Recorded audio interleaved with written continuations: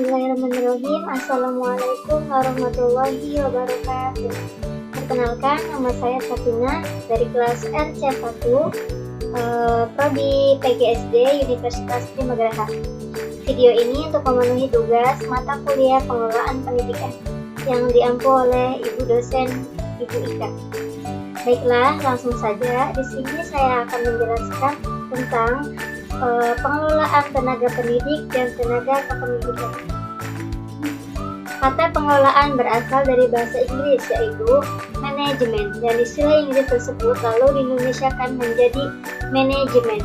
Pengelolaan dapat diartikan sebagai penyelenggaraan atau pengurusan agar sesuatu yang dikelola dapat berjalan dengan lancar, efektif, dan efisien.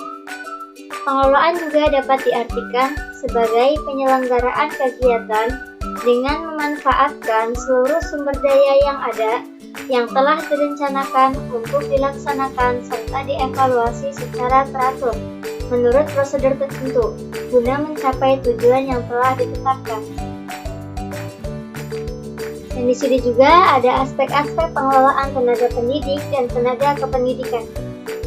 Pada dasarnya, pengelolaan tenaga kependidikan sepenuhnya disadari mempunyai pengaruh yang sangat besar terhadap keberhasilan pendidikan dan merupakan bagian yang sangat penting dari keseluruhan kegiatan di sekolah. Dalam rangka mewujudkan eksistensinya dan dalam rangka mencapai tujuan sekolah, lembaga memerlukan sejumlah pekerja yang mampu melaksanakan semua tugas dan tanggung jawabnya dengan baik dan benar. Di sini ada beberapa aspek, itu yang pertama perencanaan, dan yang kedua pengembangan profesionalisme, yang ketiga manajemen kinerja, yang keempat administrasi sekolah, yang kelima dukungan psikologi sosial, yang keenam kebersihan dan keamanan lingkungan, dan yang ketujuh kolaborasi dan partisipasi.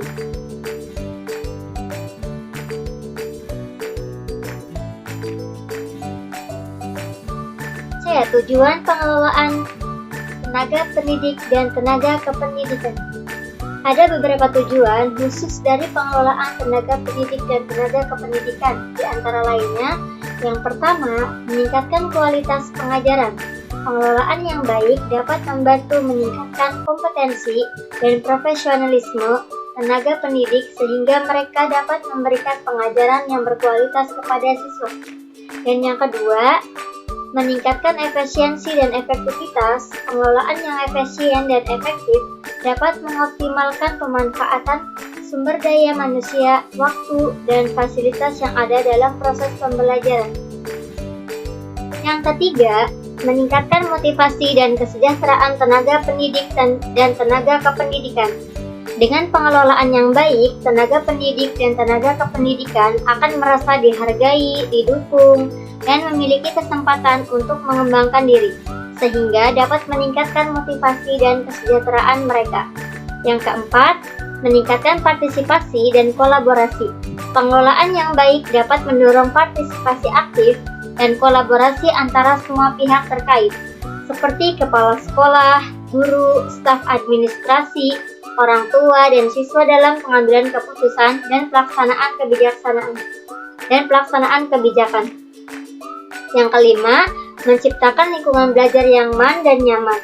Pengelolaan yang baik juga harus memperhatikan aspek kebersihan, keamanan, dan kenyamanan lingkungan sekolah, sehingga siswa dan tenaga pendidik dapat fokus pada proses pembelajaran. D. Sistem pengelolaan pendidik dan tenaga kependidikan. Sistem pengelolaan tenaga pendidik dan tenaga kependidikan adalah kerangka kerja yang digunakan untuk mengatur, mengorganisir, dan mengelola aspek-aspek terkait dengan tenaga pendidik dan tenaga kependidikan dalam suatu lembaga pendidikan. Sistem pengelolaan tenaga pendidik dan tenaga kependidikan yang baik akan membantu menciptakan lingkungan belajar yang optimal, meningkatkan kualitas pendidikan, dan mendukung perkembangan proses tenaga pendidik dan tenaga kependidikan. Nah, di sini kesimpulan Pengelolaan tenaga pendidik dan tenaga kependidikan adalah proses yang penting dalam lembaga pendidikan untuk mengatur, mengembangkan, dan memanfaatkan sumber daya manusia yang berkualitas. Tujuan utamanya adalah manusia yang berkualitas.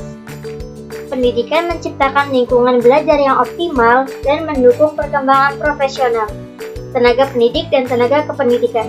Aspek-aspek yang terlihat dalam pengelolaan ini meliputi perencanaan, pengembangan, evaluasi kinerja, manajemen, administrasi, komunikasi, dan koordinasi. Baiklah, mungkin itu saja yang bisa saya sampaikan. Materi tentang pendidik dan tenaga kependidikan. Kurang lebihnya mohon maaf. Wassalamualaikum warahmatullahi wabarakatuh.